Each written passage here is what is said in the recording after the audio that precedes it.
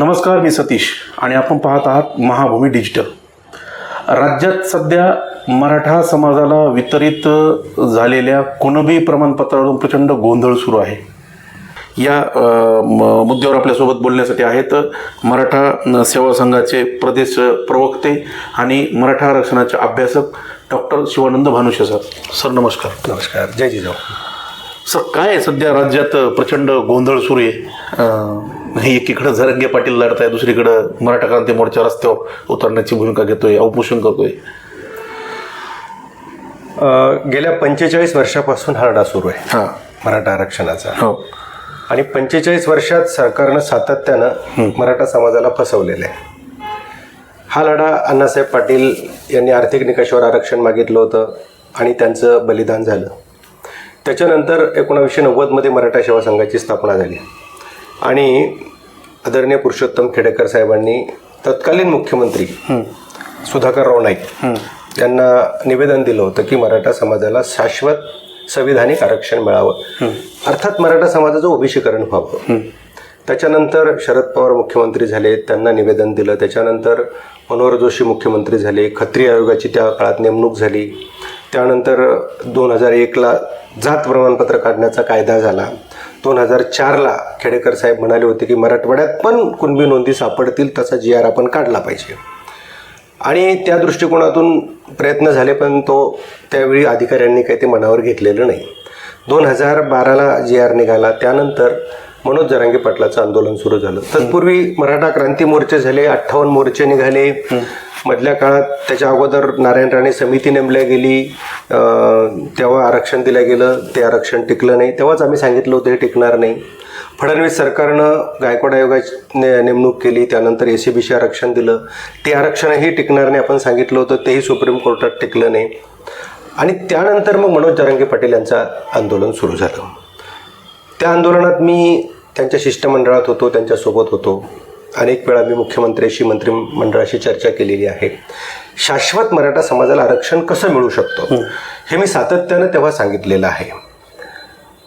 आपण जेव्हा वाशीत सरकारनं फसवलं तेव्हा मी जाहीरपणे सांगितलं सरकार आपल्याला फसवतंय. पहिल्या वेळेस मुंबईला गेले त्यावेळेस वाशीतून परत आले. वाशीतून परत निघाल्यानंतर सगळे सोयरे अशा पद्धतीची अधिसूचना आणि त्याचा वट हुकूम काढणार. मी म्हटलं असं काही होत नसतंय, अशा पद्धतीनं आरक्षण मिळत नसतंय. पण माझं कोणी त्यावेळी ऐकलं नाही. मी जेव्हा मीडियावर येऊन सांगितलं याच्यातून काही होणार नाही, त्यावेळी अनेकांनी मला ट्रोल केलं, व्हिलन ठरवलं सगळ्यांनी. पण आज 2.5 वर्ष झालेत त्या घटनेला. काय झालं त्या अधिसूचनेचा माझा प्रश्न आहे. प्रश्न सरकारला आहे. एकनाथ शिंदेनं अधिसूचना आणून दिली होती ना, मग त्यांनी उत्तर दिलं पाहिजे ना त्याचं, की तुम्ही जर तिथे अधिसूचना दिली, वट हुकूम 3 महिन्याच्या आत किंवा 6 महिन्यात तुम्ही काढणार होतात, तर 2.5 वर्षात परत कुणीच अधिसूचनेविषयी बोलत नाही, सगळे सोयरेविषयी बोलत नाही. विषय तो तिथं संपला. मग समाजाला कळण्यासाठी 2.5 आणि 3 वर्ष लागतात का? त्याला आपण काय करायचं, बरोबर, हा प्रश्न आहे. त्यानंतर जेव्हा आझाद मैदानावर मी स्पष्ट सांगितलं होतं की हे आरक्षण टिकणार नाही, कारण ही दुसरी वेळ मुंबईला गेल्याची, ही दुसरी आणि लास्ट ज्या वेळेस हे उपोषण तिथे झालं त्यावेळी म्हटलं हैदराबाद गॅजेटियर लागू करून अशा पद्धतीचा GR निघत नसतो, आणि तो निघाला तरी तो आरक्षणासाठी काही उपयोगाचा नसतो. कारण 2001चा जात प्रमाणपत्र काढणे आणि ते वैध होणे याचे जे निकष ठरलेले आहेत त्याच्यात काही बदल होत नसतो. त्यामुळे या GRचा काही उपयोग होणार नाही.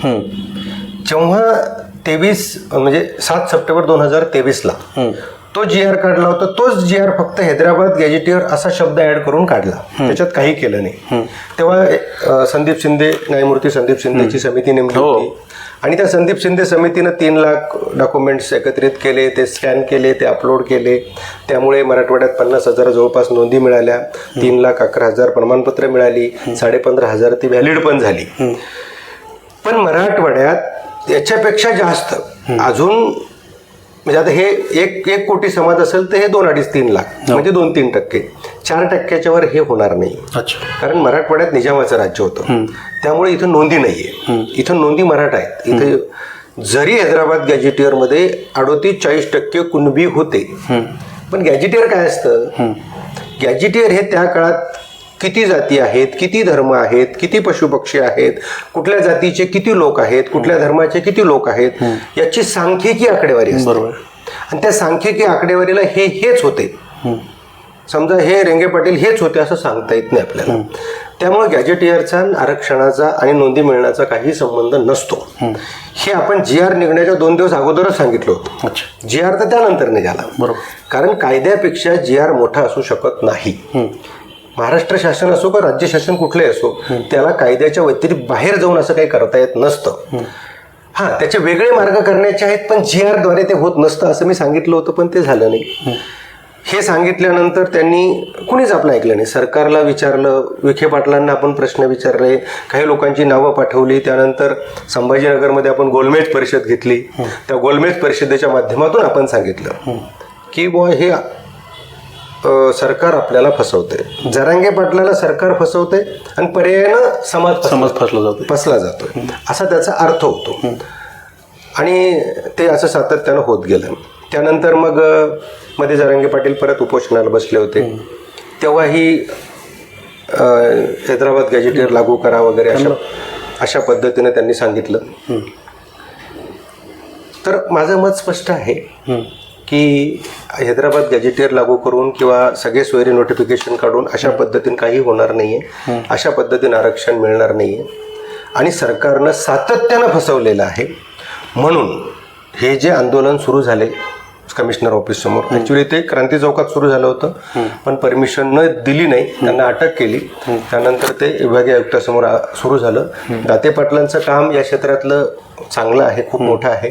20 वर्षापासून ते अभ्यास करतायत, विविध चळवळीत ते सहभागी आहेत, न्यायालयीन लढा पण लढत आहेत. त्यांचं वय आता 65 वर्ष आहे, एन्जिओप्लास्टी झालेली आहे. आणि जरांगे पाटील हे म्हटले होते ना की अभ्यासक नुसते बोलतात, उपोषण करून दाखवा. अच्छा. म्हणून ते आम्ही पण उपोषणाला बसतो. याचा अर्थ ते आंदोलन जरांगे पाटलाच्या विरोधात नाही. जसे स्वातंत्र्य मिळताना सुभाषचंद्र बोस लढत होते, गांधी लढत होते, भगतसिंग पण लढत होते, पद्धती वेगळ्या होत्या, मार्ग वेगळे होते, पण उद्देश एक होता, एकच. तसं जरांगे पाटलांनी लढावं, सत्य काय ते बाहेर आणावं. आम्ही त्यांच्यासोबत पण आहोत सत्यासाठी, योग्य मागण्यासाठी, योग्य मुद्द्यासाठी. तसंच दाते पाटील योग्य मुद्दे घेऊन जात असतील, आम्ही त्यांच्यासोबत पण आहोत.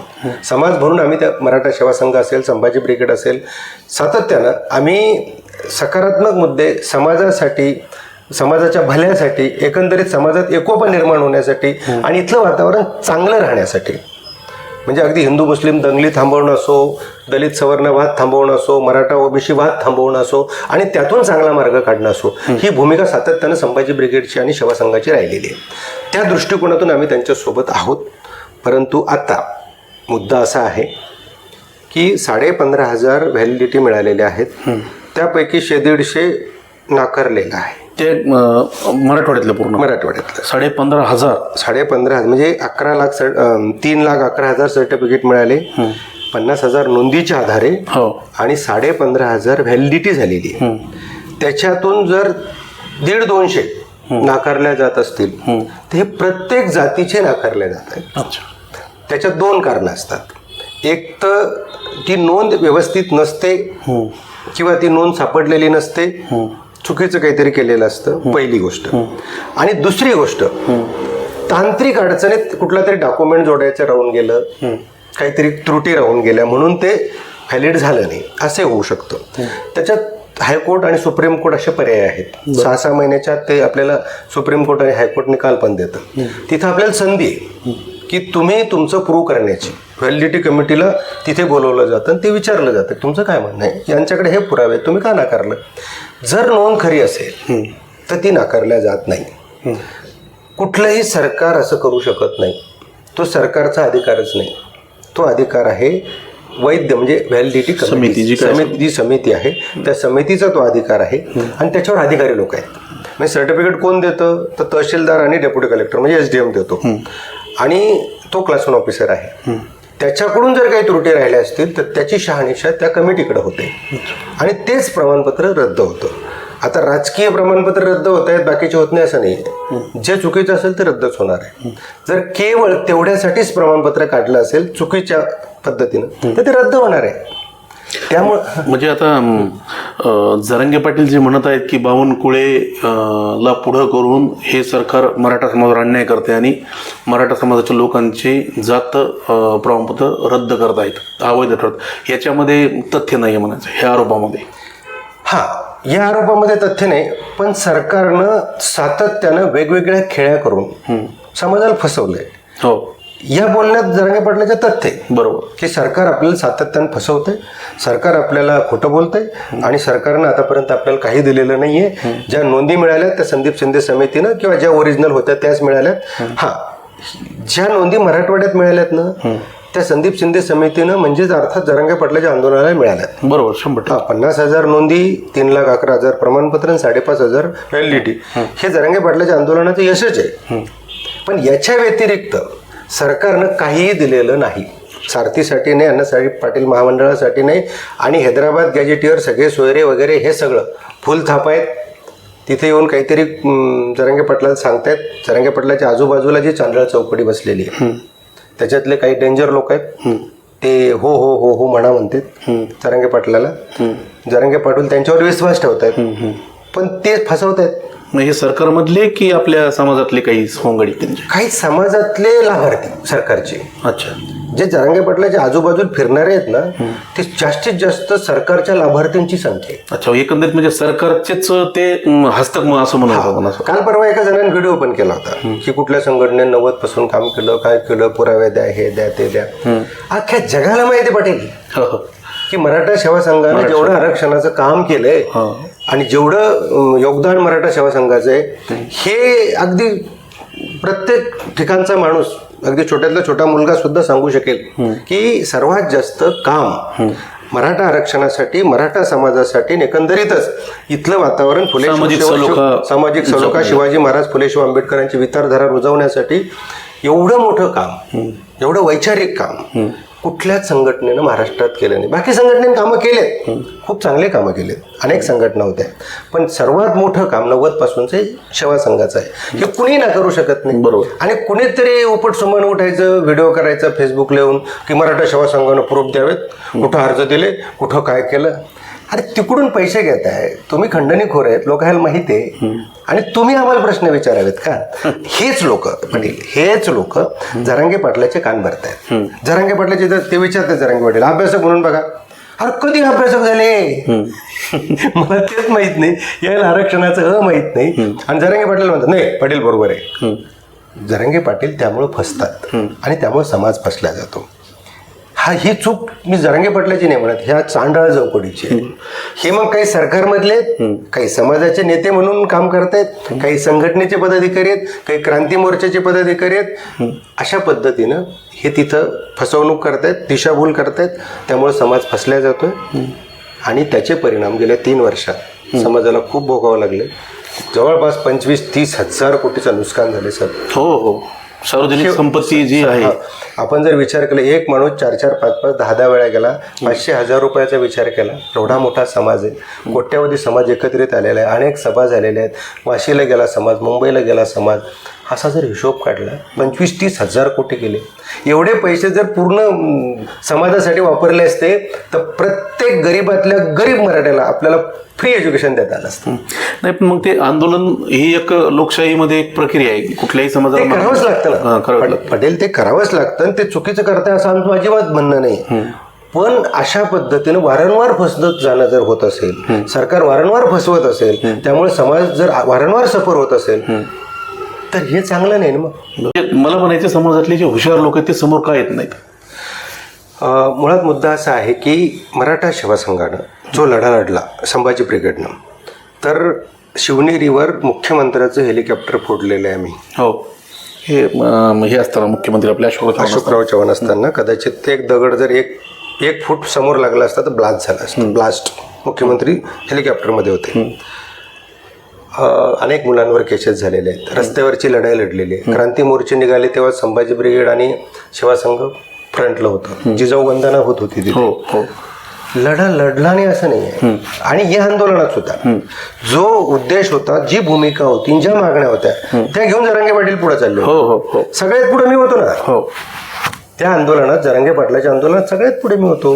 पहिल्या शिष्टमंडळात मी होतो. तिथे ज्या दिवशी लाठी हल्ला झाला त्या दिवशी दुपारी मी भेटून आलो होतो. दुसऱ्या दिवसपासून कंटिन्यू तिथे 7 तारखेपर्यंत मी तिथे होतो. 7 तारखेला रात्री 6 तारखेला फ्लाईटने मी मुंबईला गेलो होतो. सरकारशी चर्चा केली होती. आम्ही सगळेच होतो, नव्हतो असं नाही. सरकारनं लाठी हल्ला केला, त्याचा पूर्ण महाराष्ट्रात नाही तर भारतभर त्याचा निषेध झालेला होता.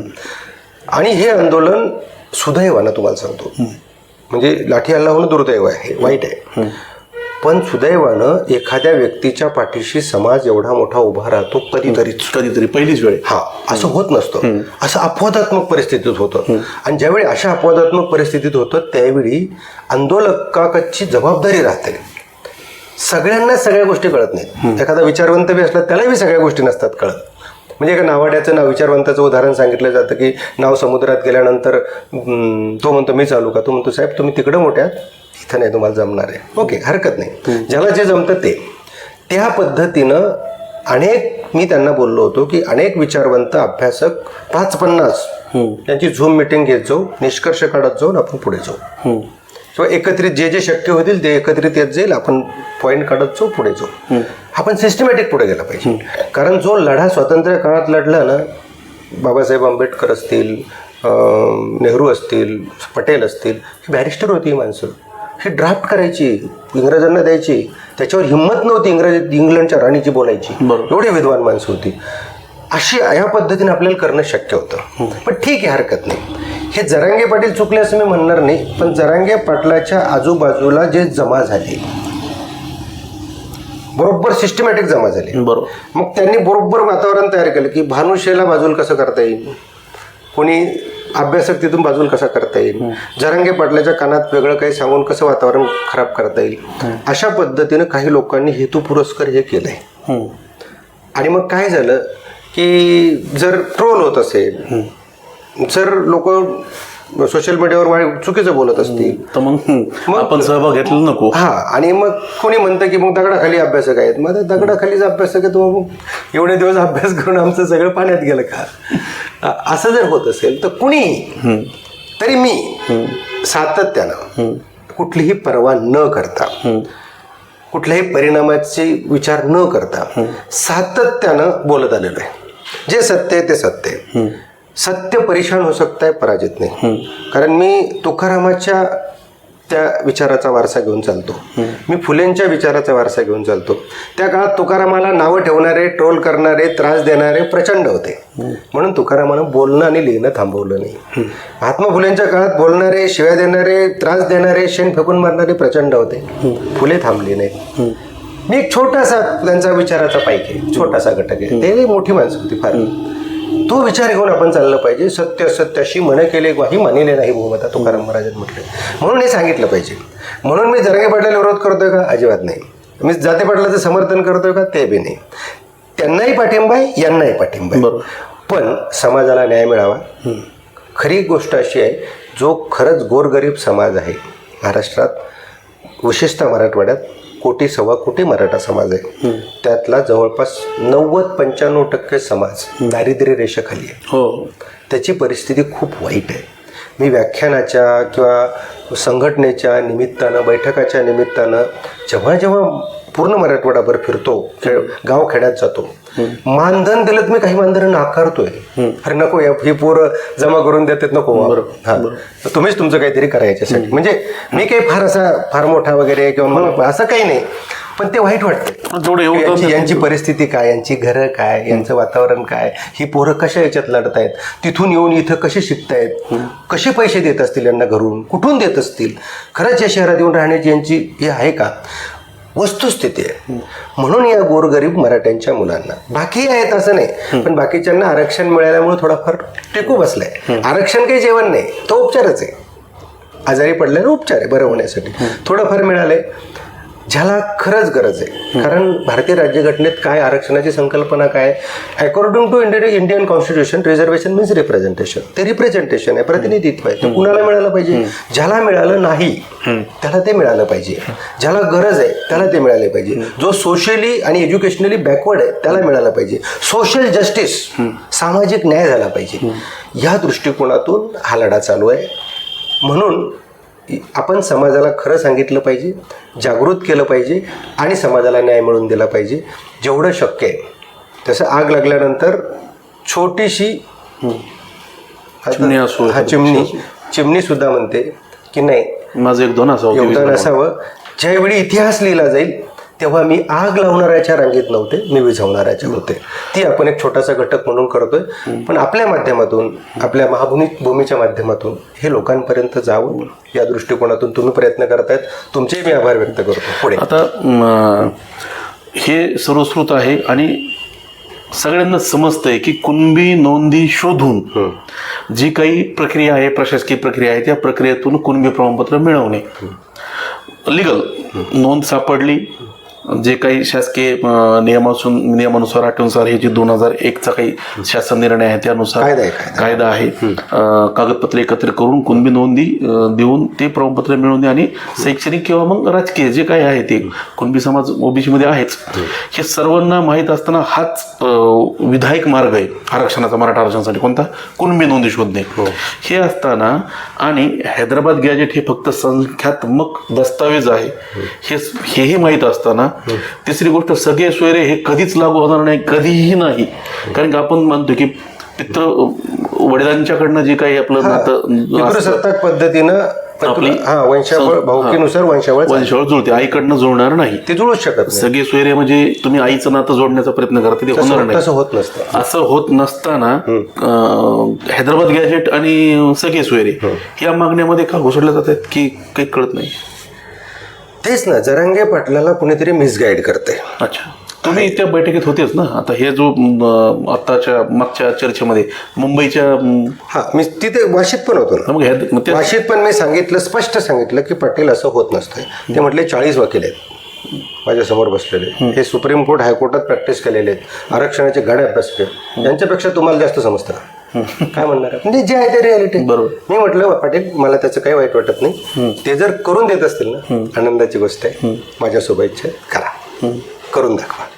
मग आता आजही त्या 40 वकिलांना सरकारला प्रश्न आहे की त्या सगळे सोयरेच्या अधिसूचनेचं काय झालं. आता एकंदरीत सगळे सोयरे आणि हैदराबाद गॅजेट हे दोन मुद्दे बाजूला ठेवून फक्त कुणबी नोंदी शोधणे आणि त्या अनुषंगाने प्रमाणपत्र वितरित करणे हा एकमेव पर्याय फक्त सध्या तोच एक पर्याय आहे. आणि दुसरा पर्याय आता जर आपण विचार केला तर उपवर्गीकरणाची प्रक्रिया चालू आहे, त्या माध्यमातूनही ब क असं करून मराठा समाजाला ओबीसीत येता येऊ शकतं. आता पण ती पुढची प्रक्रिया आहे. पण सध्या इन्स्टंट लगेच सरकार काय करू शकतं, तर लगेच सरकार जे 10% SC-BC आरक्षण दिलेले हे आरक्षण घटनात्मक नाही, त्याच्यामुळे हे आरक्षण टिकायला प्रॉब्लेम आहेत. बरोबर. ते घटनात्मक करण्यासाठी काही गोष्टी केंद्रात कराव्या लागतील, पण ते सध्या घटनात्मक नाही. त्याच्यामुळे त्याला हायकोर्ट हो म्हणेल एखाद्या वेळेस सांगता येत नाही पहिल्या धर्तीवर, पण सुप्रीम कोर्ट पहिल्या धर्तीवर जे नाकारले त्याच्यावर म्हणेल सांगता येत नाही. पण भाजपचं सरकार आहे तोपर्यंत टिकेल असं वाटतंय, कारण न्यायालय हे म्हणेल ते म्हणत ऐकतं हे आपल्याला माहिती. सध्या मुंबई उच्च न्यायालयामध्ये जे 10% आरक्षणाचा विषय आहे तो सध्या प्रलंबित आहे. सध्या त्याचं काय स्टेटस? सध्या ते चालू आहे आरक्षण, म्हणजे जे SC-BC आरक्षण आहे. आपली एकच मागणी आहे सध्याची, म्हणजे इन्स्टंट काय सरकार काय करू शकतं. कारण कसं आहे, उद्याची वाट आपण तर बघणारच आहोत, शाश्वत आरक्षणाचा लढा आपण लढणारच आहोत, कायमस्वरूपी आरक्षण मिळवण्यासाठी प्रयत्न सुरूच राहणार आहेत. पण सध्या 10% जे SC-BC आरक्षण दिलेलं आहे ते ओबीसी सारखं करा. म्हणजे त्याचं फी स्ट्रक्चर आहे, स्कॉलरशिप आहे, वयाची अट आहे, ही जर ओबीसी सारखी केलं सगळं तर 10% आजही मराठवाड्यातल्या मराठ्यांना त्याचा फायदा होतो. सरकारने एका ओळीचा GR काढण्याची गरज आहे की SC-BC आरक्षण राजकीय सोडून सगळ्या सुविधा शिक्षण आणि नोकरीतल्या या ओबीसी सारख्या आम्ही करत आहोत. विषय संपला. परत त्याला 50%च्या वरची मर्यादा येते. नाही, पण आता सध्या लागू राहील ना. सध्या लागू आहे. इमिजिएट कसं आता ऍडमिशन सुरू आहेत सध्या. मग ऍडमिशन मध्ये जर विद्यार्थ्यांना हे भेटलं तर सध्या 10% फायदा होईल की नाही. बरोबर. उद्या शाश्वत आरक्षण हे नाही मी भेटत आहे जात आहे आम्हाला ओबीसीत काय, बरोबर आहे. किंवा मग तुम्ही डायरेक्ट घटनादुरुस्ती करून आरक्षणाची मर्यादा वाढवा. तशी 103व्या घटनादुरुस्तीनुसार म्हणजे EWS आरक्षणानुसार 50%ची मर्यादा ओलांडलीच आहे. आता ओलांडली नाही कुठल्या धर्तीवर आपण जर म्हणत असेल तर मग ही कुठल्या धर्तीवर ओलांडली? बरोबर. ओके, त्यामुळे उपवर्गीकरणामध्ये तशा पद्धतीचा मार्ग काढून पटेल, गुजर, जाट, कुर्मी यांना सुद्धा त्याचा फायदा होऊ शकतो आणि आरक्षणाचा प्रश्न कायमस्वरूपी मार्गी निघेल. ती थोडी लांबी प्रक्रिया आहे, पण सध्या इमिजिएट राज्य सरकारनं SC-BC ला OBC सारख्या सवलती द्याव्यात. इतकं सिंपल. सध्या सरकार इतका बदमाशपणा करत आहे. हे करायचं नाही, ते तिकडं दाखवायचं, ते लांब आहे. बरोबर आहे. सारथीची जी स्थापना झाली ना ती आपल्या अर्जाने झाली बरं का. जेव्हा मराठा क्रांती मोर्चे निघाले तर बार्टीच्या धर्तीवर सारथी असावी, ते क्रांती मोर्चाच. हा तेव्हा मग चंद्रकांत पाटील म्हटले होते की अजून गायकवाड आयोग नेमला, म्हशी आयोग नेमला तेव्हा, नंतर गायकवाड आयोग झाला. तर तेव्हा आपण 1-2 वर्ष काय करायचं, तर म्हटलं आपण बार्टीच्या धर्तीवर सारथी करूया. आणि तसा अर्ज दिला होता खेडेकर साहेब, आम्ही तो ड्राफ्ट करून दिला होता. आणि त्याच्यानंतर सारथीची स्थापना झाली. अपेक्षा अशी होती 5,000 कोटी सारथीला दिले जावेत आणि त्याचे 135 प्रोजेक्ट होते. 300 प्रोजेक्ट केले. 300 प्रोजेक्टचे 400 प्रोजेक्ट व्हावेत आणि इथला जो गोरगरीब कुणबी आणि मराठा आहे या प्रत्येक विद्यार्थ्याला त्याचा लाभ व्हावा. कुठे कुठे व्हावा? PhD साठी, MPhilसाठी, MPSCची तयारी करण्यासाठी, UPSCची तयारी करण्यासाठी, JEEचा अभ्यास करण्यासाठी, नीटचा अभ्यास करण्यासाठी, क्लॅटचा अभ्यास करण्यासाठी, CA फाउंडेशनचा अभ्यास करण्यासाठी किंवा शिक्षण घेत असताना प्रत्येक ठिकाणी त्या विद्यार्थ्याला ज्याची आर्थिक क्षमता नाही त्याला त्याचा लाभ मिळावा आणि त्याचं शिक्षण पूर्ण व्हावं. 5,000 कोटीची अपेक्षा होती. हे 500 कोटी डिक्लेअर करतात आणि 50 कोटी खर्चतात. कुठल्याही अधिकाऱ्याचं काम, MD असो, आयुक्त असो, सेक्रेटरी असो, कलेक्टर असो, बरोबर, सरकारने जे GR काढलेले किंवा जे शासनीय नियम आहे त्याची अंमलबजावणी करणं. एखाद्या अधिकाऱ्याला रोखणं थोडं असतं. तुम्ही 10,000 कोटी देतो खर्च ना. हो, हे सरकारचा बदमाशपण आहे. म्हणजे नरेंद्र पाटलाला तोंडावर पडायचं, ते हातबल होऊन बोलणार. 10,000 कोटी रुपये जर दिले ना तर वैयक्तिक 20 लाख, सामूहिक 1 कोटी कर्ज, 7 वर्ष बगर व्याजी, मॉर्टगेज नसणार, असं जर त्या मुलाला दिलं तर 7 वर्ष बगर व्याजी, 1 कोटी रुपये सामूहिक कर्ज दिलं, व्यवसाय उभा राहील ना. हो, चांगले व्यवसाय करता येतील. हे जर असं ठरवलं ना तर करण्यासारखं खूप आहे. पण सरकारला हे करायचं नाही. मग आंदोलनातून मराठा आणि OBC वाद निर्माण करता येतो का? मग तो करायचा. माझा आरोप आहे. हाके, सदावर्ते हे सगळे जे आहेत ना हे सरकारनं पाठवलेले आहेत. माझा सगळा आरोप आहे. हाकेल तर मी अनेक वेळा चॅलेंज केलं. सामाजिक पॉकेट निर्माण करण्याचा प्रयत्न. मी हाकेल तर अनेक वेळा चॅलेंज केलं की आपण तो लाईव्ह चर्चा करू आरक्षणावर. कसा OBCवर अन्याय झाला, किती बोंबलत होतं वाशीच्या तिथे, गेलं आरक्षण, OBCचं गेलं, OBCचं गेलं. मी म्हणत होतो कोणाचंच गेलं नाही, काहीच झालं नाही. मुंबईत मी म्हणत होतो की काहीच झालं नाही. नाही, सगळं आरक्षण OBCचं खाऊन टाकलं, आता सगळे मराठे काढून घेणार, सगळे मराठ्यांनी आरक्षण नेलं. कुठं नेलं? एकीकडे मनोज जरांगे पाटलांनी म्हणायचं मराठ्यांचं आरक्षण मिळालं नाही, त्यांनी म्हणायचं मराठ्यांनी आरक्षण खाऊन घेतलं. किती कॉन्ट्रोवर्सी, किती कॉन्ट्रोवर्सी. आणि इकडून यांनी एक म्हटलं की त्यांनी ते म्हणायचं. आता मुद्दा असा आहे, जरांगे पाटलाचं आंदोलन आंतरवाली सराटीत होतं. हाके कुठले आहेत? सांगोल्याचे, सोलापूरचे. इथे येऊन आंदोलन करायचं काय कारण आहे? तिथं करा ना, मीडिया आहे ना, सांगेल ना तुमचं आंदोलन. इथे येऊन आंदोलन करायचं. पण आता जरांगे पाटील तुमच्या विरोधात बोलतायत का? बोललेत का? हाकेचं नाव घेतलंय का? नाही. काय गरज आहे हाकेला बोलायची? गरजच नाही ना. याच्यावरून हे दिसतं की यांना सामाजिक तेढ निर्माण करायची. आज महाराष्ट्रामधलं OBC आणि मराठ्यातला जो सलोखा होता तो राहिलेला नाही. आज वकील, डॉक्टर किंवा उच्चभ्रू जे सगळे आहेत, म्हणजे बुद्धीनं मोठी असतील माणसं, वकील असतील, डॉक्टर असतील, प्राध्यापक असतील, हे सगळे माणसं, अधिकारी असतील, हे मिटिंगा घेत आहेत आज. त्यांच्या प्रत्येक आपापल्या समाजाच्या घेत आहेत, OBCच्या घेत आहेत. म्हणजे ही तेढ निर्माण, हे 100% या महाराष्ट्रासाठी, या देशासाठी, या फ्युचरसाठी, भविष्यासाठी चांगलं नाही आहे. धोकादायक. हे धोकादायक आहे. अशा पद्धतीने जर वातावरण आणि फोडा आणि झोडा ही जर, फोडा आणि राज्य करा ही जर नीती इंग्रजांची होती, हे जर सरकार अवलंबत असेल तर हे वाईट आहे. म्हणून सरकारवर माझे गंभीर आरोप आहेत की सरकार हे जाणीवपूर्वक मराठा आणि OBC मध्ये वाद निर्माण करत आहे. जरांगे पाटलाला फसवतंय, त्याच्यामुळे मराठा समाज फसला जातोय. जाणीवपूर्वक हाकेसारखे, सदावर्तेसारखे हे डायरेक्ट टीका करतात समाजावर आणि जरांगे पाटलावर. त्यामुळे वातावरण एकदम खराब होत आहे आणि मीडिया त्यालाच पुढे करतोय. मीडिया ते हे दाखवतो, ते दाखवतो आणि त्याच्यातून हे वाईट घडतंय असं मला वाटतं. सगळंच नाही, काही मीडिया कदाचित त्यांची मजबुरी असेल, सांगता येत नाही, त्यांना दाखवावं लागत असेल, असंही होऊ शकतं. नाही, आता जे काही अवैध ठरलेत प्रमाणपत्र, त्यांची पुढची जी पायरी आहे ती फक्त न्यायालयीन प्रक्रिया जी काय असणार ती हो. त्यांना आव्हान न्यायालयामध्ये आव्हान देऊन त्यांना उद्या न्यायालयामध्ये नोंद आहे, वंशावळ आहे, हो भावकीत आहे हे सिद्ध करावं लागेल. आणि जर न्यायालयात ते सिद्ध करू शकले, ओरिजिनल नोंद असेल, तर हायकोर्ट सुप्रीम कोर्ट काय युनो सुद्धा तुम्हाला नाही म्हणू शकत नाही, जगातलं कुणीच नाही म्हणू शकत. बरोबर. तो नियम आहे. पण नसल नोंद तो कुणीही म्हटलं, मुख्यमंत्री, प्राईम मिनिस्टर, राष्ट्रपती, सुप्रीम जस्टिस, काही नाही होऊ नाही शकत. जरांगे पाटलांनी ज्यांचे प्रमाणपत्र अवैध ठरले त्यांना न्यायालयात जाण्याचा सल्ला देण्याच्या ऐवजी सोबत घेऊन तिकडे घुसळून घालणे पश्चिम महाराष्ट्रात 29 ऑगस्टची तयारी करणे, हे कसं बघताय याकडे तुम्ही? जी गोष्ट जिथे सुटते तो प्रश्न तिथंच सोडवला पाहिजे. जरांगे पाटलांनी सल्ला दिला पाहिजे, न्यायालयात धाव घ्या, तुमचं ओरिजिनल आहे ना हे सगळं. उलट जरांगे पाटील महाराष्ट्रामध्ये आरडाओरडा करून हे सिद्ध करत आहे की त्यांनी जे आंदोलन केलं ते फसलंय. सरकार आमचे प्रमाणपत्र रद्द करते, तुमचं आंदोलन फसलंय. हे रद्द होण्यापूर्वीच त्यांनी 29 ऑगस्टचं आंदोलन डिक्लेअर केलेलं होतं. याचा अर्थ सरकारनं फसवलंय. मग मी 2.5 वर्षापासून काय सांगतोय? बरोबर. प्रत्येक वेळी तेच सांगतो ना. आता माझं सरकार मी जे बोलत होतो तेच म्हणतंय सरकार फसवतंय. म्हणजे मग जर तिकडे 2.5 वर्ष आणि इकडे 11 महिने लागत असतील तर समाज सफर होणार आहे, चांगलं नाही आहे. बरं. हा आरोप माझा सरकारवरच असेल सातत्यानं, कारण देणारं सरकार आहे, घुमवणारं सरकार आहे, लावणारं सरकार आहे, दोही निर्माण करणारं सरकार आहे. त्यामुळे सरकार बदमाश आहे, फसवतं. सध्या मराठा समाजाचं प्रतिनिधित्व मनोज जरांगे पाटील करताय.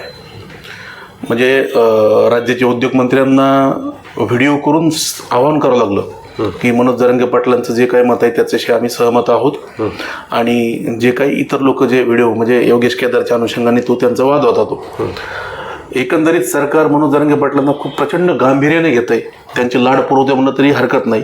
इथल्या छोट्याशा आंदोलनाची सरकार दखल घेईल का? आजच्या राजेंद्र दाते पाटील, तुम्ही, तुमचे माणिकराव शिंदे, परत आणखी जे काही तुमचे सहकारी उपोषण करताय, योगेश धामोरीकर असो, शेळके, तर या आंदोलनाची सरकार दखल कितपत घेईल असं मला वाटतं? सरकारला म्हणजे व्यवस्थित काहीच होऊ द्यायचं नाही आहे. त्याच्यामुळे जे सत्य मागतायत, सत्य करतायत, जे खरं आहे त्याच्यावर बोलायचं नाही आहे. आमची दखल घ्यायची म्हणजे चर्चा करावी लागेल. चर्चा घ्यायची म्हणजे प्रश्न उत्तर आले, त्याची उत्तरं सरकारकडे नाही आहे. त्यामुळे सरकार सहजासहजी करेल असं वाटत नाही, पण सरकारला हे करावं लागेल. कसं आहे, मी पहिलंच वाक्य बोललो की सत्य परेशान होऊ शकता है, पराजित नाही. सरकारला हे करावं लागेल. सरकारनं नाही केलं त्याचे दूरगामी परिणाम सरकारला भोगावे लागतील. तसं जंतर मंतरवर आंदोलन सुरू झालं होतं, सरकारनं लाईटली घेतलं. 5-7 हजार 4 IBचा रिपोर्ट होता, 5-7 हजार मुलं येतील, 2-3 लाख मुलं आले. काय झालं? वांगचुंग बसवले होते का उठवले होते माहीत नाही, दिपके अपघाताने आले ते पण माहीत नाही. काय झालं त्याच्यावर, पण आंदोलन दिपकेचं नव्हतं, आंदोलन वांगचुकचं पण नव्हतं, आंदोलन मुलांचं होतं. जेव्हा सत्य पडतं ना तेव्हा आपोआप आजपर्यंतच्या ज्या क्रांत्या झाल्यात ना सगळ्या त्या अशाच झाल्या. वेळ लागला त्याला, पण जेव्हा जनता रस्त्यावर आली खऱ्यासाठी तेव्हा सरकारला झुकावं लागलेलं आहे, आणि ते होईल, वेळ लागेल. छत्रपती संभाजीनगरच्या उपोषणाकडे जे म्हणताय तुम्ही की सरकार या आंदोलनाची दखल घेईल, समाजातलाच एक घटक म्हणून काही लोक त्याच्याकडे संशयानं बघतायत. म्हणजे समाज माध्यम जर आपण तपासलं त्यात प्रचंड शिव्या आहेत आणि जरांगे पाटलाचं समर्थन आहे, आणि हे उपोषण करते पेड आहेत, कोणीतरी यांना बसवलंय असा आरोप आहे. नाही, मुद्दा असा आहे, साधे प्रश्न आहेत. जे उपोषणाला बसलेत त्यांच्याकडं कार ऐकणे मला माहीत नाही. त्यांनी अनेक वर्षापासून पादत्राणं घातलेले नाही आहे. अनेक वर्षापासून एक अभ्यासाची पिशवी घेऊन ते फिरतायत. अनेक वर्षापासून ते समाजासाठी आंदोलनात इकडे तिकडे झटतायत, पॉवर पॉईंट प्रेझेंटेशन करतायत, न्यायालयीन लढा लढतायत. त्यांच्या किंवा ह्या 4-5 लोकांची जी नावं घेतली यांच्या संपत्तीच्या होऊ शकतात. झाकणार नाही ना, सत्य झाकेल का? तुम्ही जर, आणि हे जर सरकारच्या विरोधातच बोलत असतील आणि यांच्याकडे काहीच संपत्ती वाढणार नसेल, जी आहे तेवढीच राहणार असेल, तर ते खोटे आणि मॅनेज कसे असू शकतात? हां, ज्यांच्या संपत्तीत अचानक वाढ झालेली आहे, गाड्या, घोडे, बंगले, त्यांचे 20-20 हजाराचे ड्रेस, 20-20 काय डिपेंडर होते म्हणे.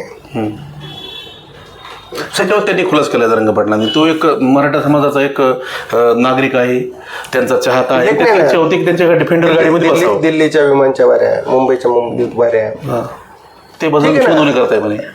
म्हणजे चर्चा कोण का आम्हाला तर कोणी कधी केलं. ठीक आहे ना. आता काय लाभ जरंगे पाटलाकडून आहे म्हणून हे सगळं त्यांच्यासाठी सगळं तामझाम सगळं उभा करायचं असंच ना. लोक करत असतील त्याबद्दल आमचं दुमत नाही, आरोप पण नाही करायचे. पण जर कोणी आरोप करत असेल, पण जर कोणी बोट दाखवत असेल तर नम्रतेचा अतिरेक होतो, तो निर्लज्जपणा असतो. तो आम्ही होऊ देणार नाहीये. एक नम्रता आहे, आम्ही तुमच्याकडे बोट दाखवत नाही याचा अर्थ आम्ही शंड नाही, हे लक्षात घेतलं पाहिजे. आम्ही गद्दार नाहीत, आम्ही मॅनेज नाहीत.